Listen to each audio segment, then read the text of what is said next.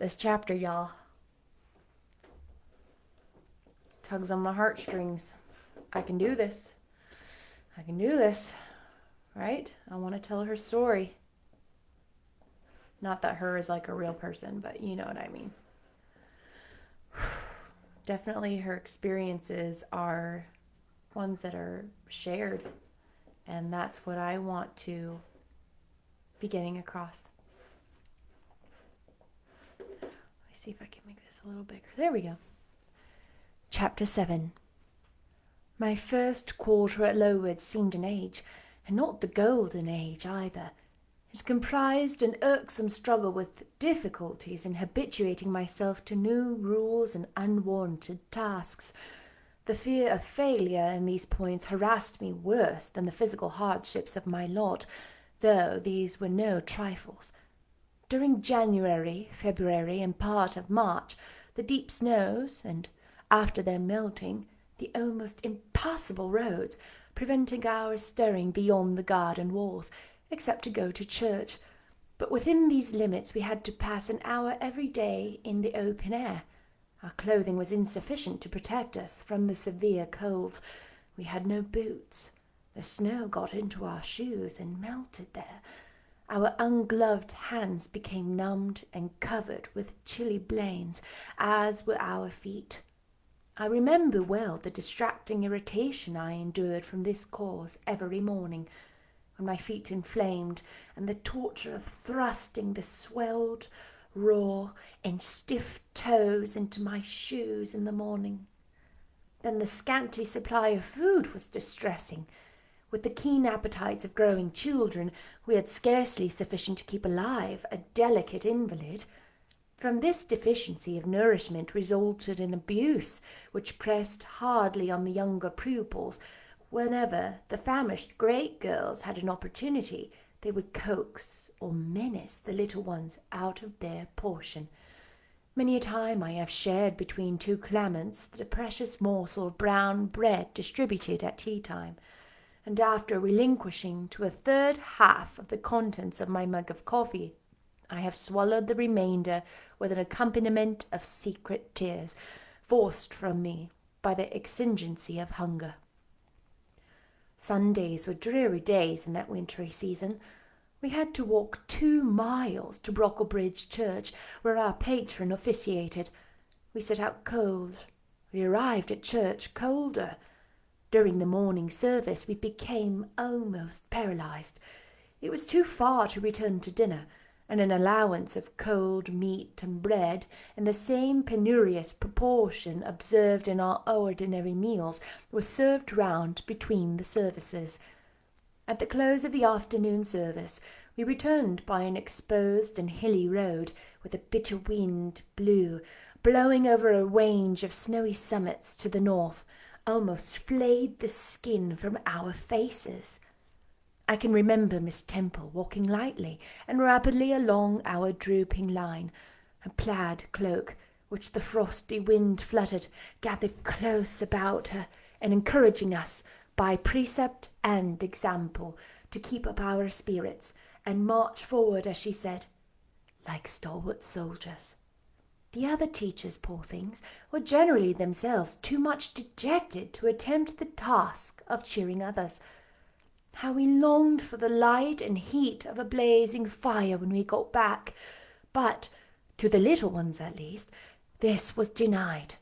Each hearth in the showroom was immediately surrounded by a double row of great girls, and behind them the younger children crouched in groups, wrapping their starved arms in their pinafores. A little solace came at tea-time in the shape of a double ration of bread, a whole instead of a half slice, with a delicious addition of a thin scrape of butter. It was the homodial treat in which we all looked forward from Sabbath to Sabbath.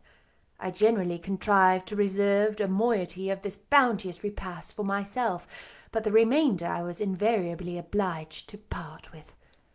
The Sunday evening was spent in repeating by heart the church catechism and the 5th, 6th, and 7th chapters of St. Matthew, and in listening to a long sermon read by Miss Miller, whose Irrepressible yawns attested her weariness. A frequent interlude of these performances was the enactment of the part of Eutychus by some half-dozen little girls.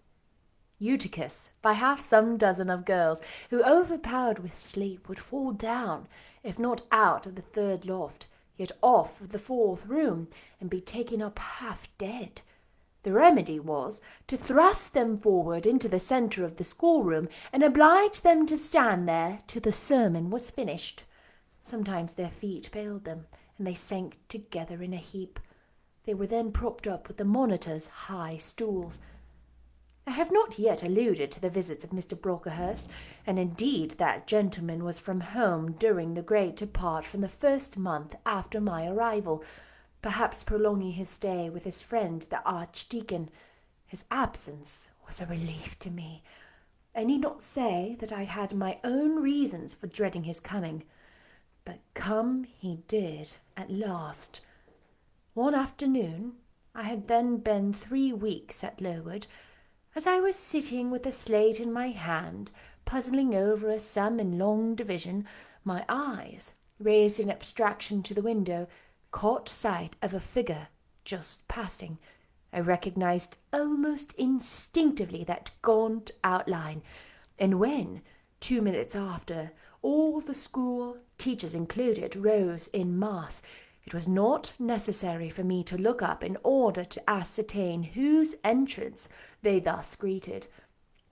A long stride measured the schoolroom, and presently beside Miss Temple, who herself had risen, stood the same black column which had frowned on me so ominously from the hearth-rug of Gateshead. I now glanced sideways at this piece of architecture. Yes, I was right. It was Mr. Brocklehurst, buttoned up in a surtout, and looking longer, narrower, and more rigid than ever. I had my own reasons for being dismayed at this apparition. Too well I remembered the perfidious hints given by Mrs. Reed about my disposition, etc., the promise pledged by Mr. Brocklehurst to apprise Miss Temple and the teachers of my vicious nature. All along I had been dreading the fulfilment of this promise. I had been looking out daily for the coming man, whose information respecting my past life and conversation was to brand me as a bad child for ever. Now, there he was. He stood at Miss Temple's side. He was speaking low in her ear. I did not doubt he was making disclosures of my villainy, and I watched her eye with painful anxiety, expecting every moment to see its dark orb turn on me a glance of repugnance and contempt. I listened too, and as I happened to be seated quite at the top of the room, I caught most of what he said. Its import relieved me from immediate apprehension. "I suppose, Miss Temple, the thread I bought at Lowood will do.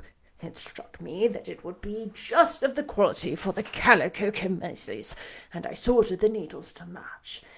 You may tell Miss Smith that I forgot to make a memorandum of the darning needles, but she shall have some paper sent in next week, and she is not, on any account, to give out more than one at a time to each pupil.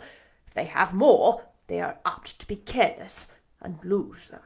And oh, ma'am, I wish the woolen stockings were better looked to. When I was here last, I went into the kitchen garden and examined the clothes drying on the line, and there was a quantity of black hose in a very bad state of repair. From the size of the holes in them, I was sure they had not been well mended from time to time." He paused. "Your directions shall be attended to, sir," said Miss Temple. "Yes, and ma'am," he continued, "the laundress tells me some of the girls have 2 clean tuckers in the week. It is too much. The rules limit them to 1. "I think I can explain that circumstance, sir. Agnes and Catherine Johnston were invited to take tea with some friends at Lowton last Thursday, and I gave them leave to put on clean tuckers for the occasion." Mr. Brocklehurst nodded.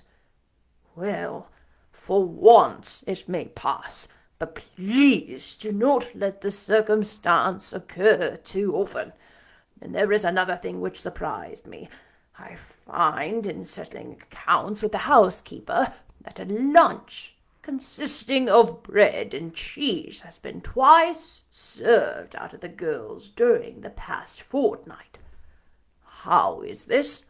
I looked over the regulations, and I find no such meal as lunch mentioned. Who introduced this innovation, and by what authority? I must be responsible for the circumstance, sir, replied Miss Temple.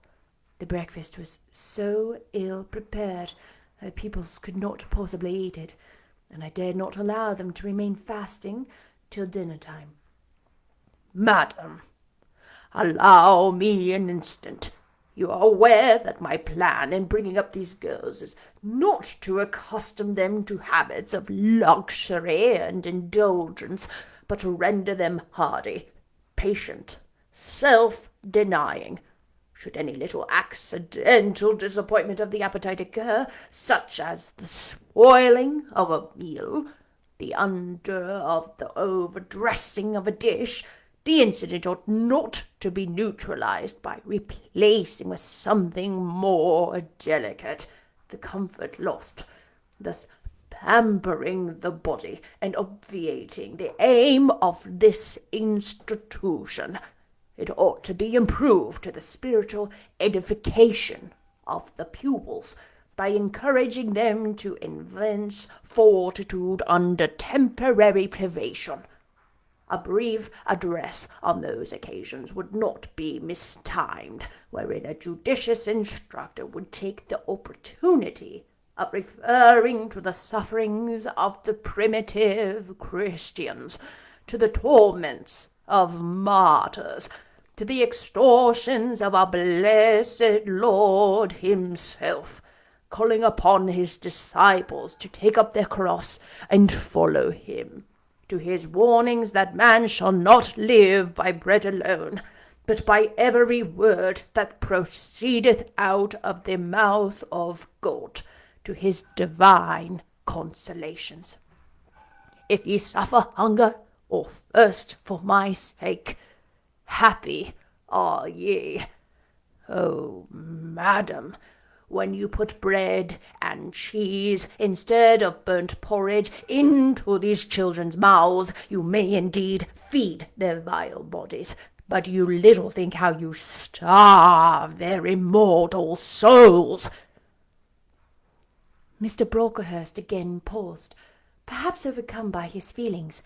Miss Temple had looked down when he first began to speak to her, but she now gazed straight forward before her, and her face, naturally pale as marble, appeared to be assuming also the coldness and fixity of that material, especially her mouth, closed as if it would have required sculptor's chisel to open it, and her brow settled gradually into petrified severity. Meantime, Mr. Brocklehurst, standing on the hearth with his hands behind his back, majestically surveyed the whole school. Suddenly his eyes gave a blink, as if it had met something that either dazzled or shocked his pupil. Turning, he said in a more rapid accents than he had hitherto used, Miss Temple, what is that girl with curled hair? Red hair, ma'am, curled all over. And extending his cane, he pointed to the awful object, his hand shaking as he did so. It is Julia 7, replied Miss Temple very quietly.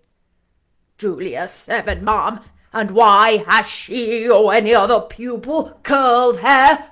Why, in defiance of every precept and principle of this house, does she conform to the world so openly, here in an evangelical, charitable establishment, as to wear her hair one mass of curls? Julia's hair curls naturally, returned Miss Temple, still more quietly. Naturally, yes, but we are not to conform to nature. I wish these girls to be the children of grace, and why that abundance? I have again and again intimated that I desire the hair to be arranged closely, modestly, plainly. Miss Temple, that girl's hair must be cut off entirely. I will send a barber tomorrow, and that tall girl, tell her to turn round. Tell all the first form to rise up and direct their faces to the wall. Miss Temple passed a handkerchief over her lips, as if to smooth away the involuntary smile that curled them. She gave the order, however, and when the first class could take in what was required of them, they obeyed. Leaning a little back on my bench, I could see the looks and grimaces with which they commented on this manoeuvre. It was a pity Mr. Brocklehurst could not see them too. He would perhaps have felt that whatever he might do with the outside of the cup and platter, the inside was further beyond his interference than he imagined. He scrutinized the reverse of these living medals some 5 minutes, then pronounced sentence. These words fell like the knell of doom. All those top knots must be cut off. Miss Temple seemed to remonstrate.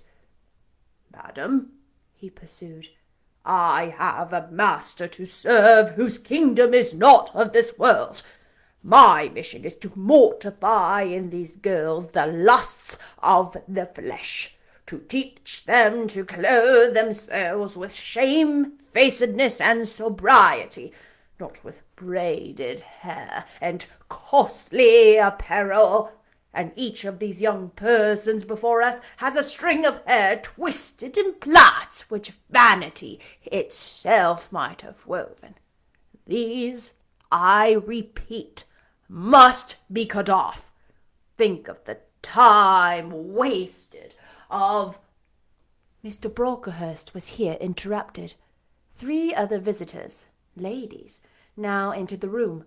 They ought to have come a little sooner to have heard his lecture on dress, for they were splendidly attired in velvet, silk, and furs. The 2 younger of the trio, fine girls of 16 and 17, had grey beaver hats, then in fashion, shaded with ostrich plumes, and from under the brim of this graceful headdress fell a profusion of light tresses, elaborately curled. The elder lady was enveloped in a costly velvet shawl, trimmed with ermine, and she wore a false front of French curls. These ladies were deferentially received by Miss Temple as Mrs. and Mrs. Brocklehurst, and conducted to seats of honour at the top of the room. It seems they had come in the carriage of their reverend relative, and had been conducting a rummaging scrutiny of the room upstairs, while he transacted business with the housekeeper, questioned the laundress, and lectured the superintendent. They now proceeded to address divers remarks and reproofs to Miss Smith, who was charged with the care of the linen and the inspection of the dormitories, but I had no time to listen to what they said.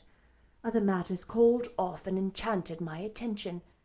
Hitherto, while gathering up the discourse of Mr. Brocklehurst and Miss Temple, I had not, at the same time, neglected the precautions to secure my personal safety, which I thought would be effected, if only I could elude observation.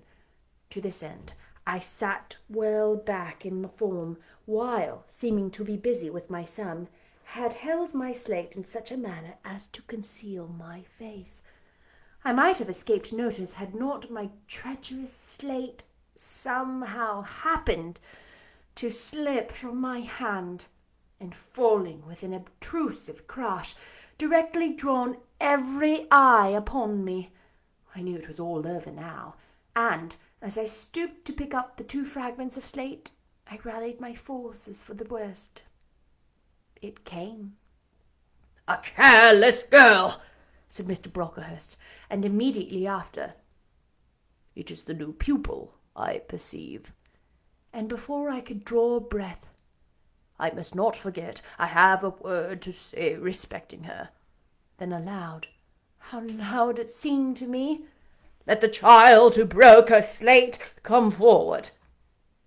Of my own accord I could not have stirred. I was paralyzed, but the two great girls who sit on each side of me set me on my legs and pushed me toward the dread judge, and then Miss Temple gently assisted me to his very feet, and I caught her whispered counsel. "Don't be afraid, Jane. I saw it was an accident. You shall not be punished." The kind whisper went to my heart like a dagger. Another minute, and she will despise me for a hypocrite, thought I, and an impulse of fury against Reed, Brocklehurst, and company bounded in my pulses at the conviction. I was no Helen Burns. "Fetch that stool," said Mr. Brocklehurst, pointing to a very high one from which a monitor had just risen. It was brought. "Place the child upon it." And I was placed there, by whom I don't know. I was in no condition to note particulars. I was only aware that they had hoisted me up to the height of Mr. Brocklehurst's nose, and that he was within a yard of me, and that a spread of short orange and purple silk pelisses and a cloud of silvery plumage extended the waved below me.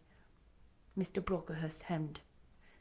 "Ladies," he said, turning to his family, "Miss Temple, teachers and children, do you all see this girl?"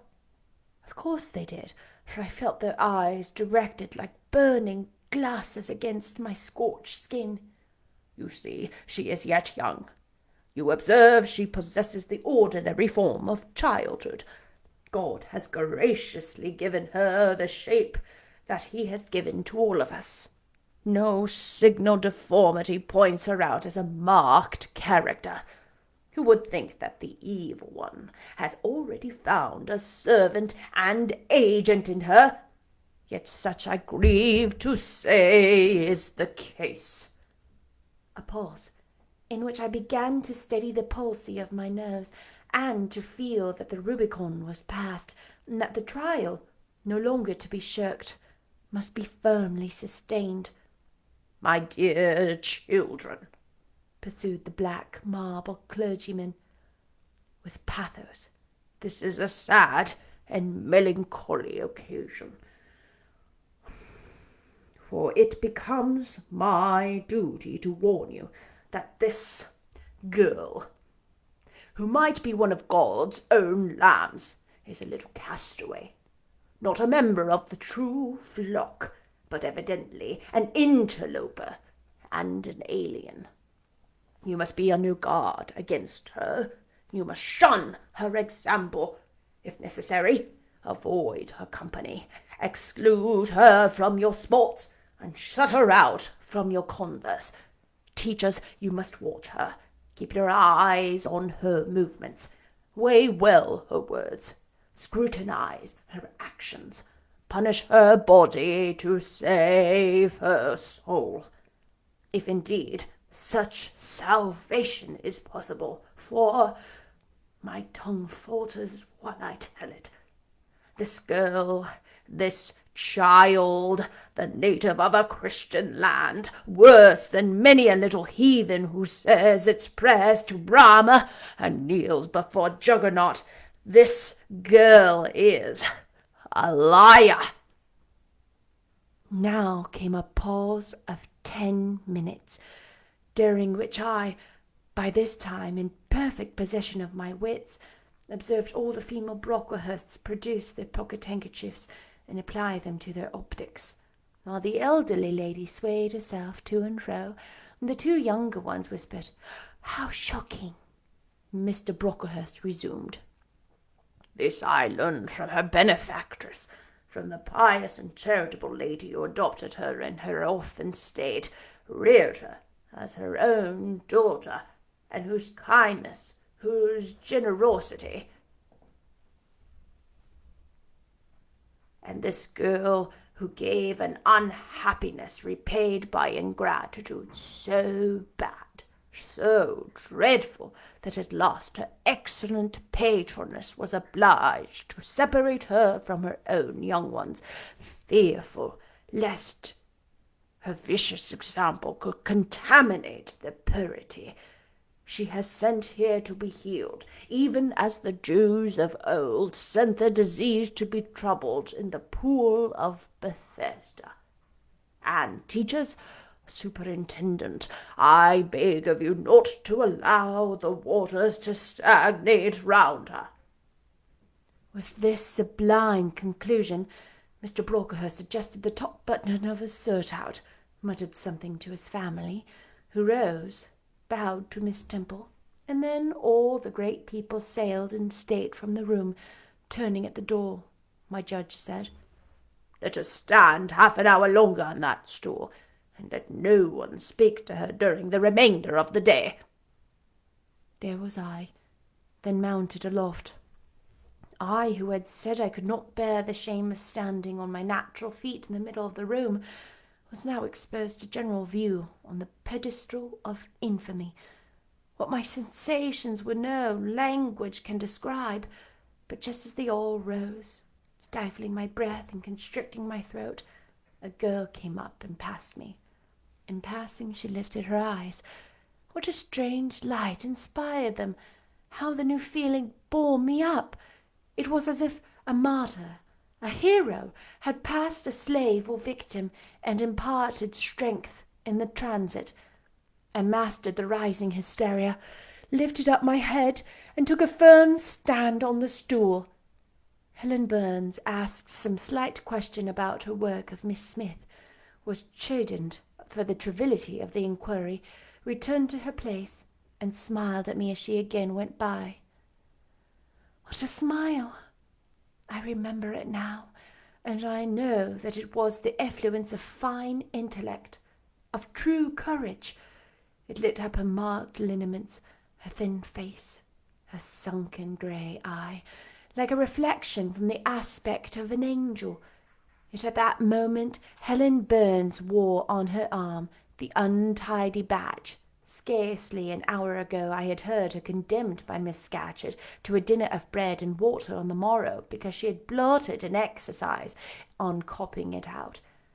Such is the imperfect nature of man.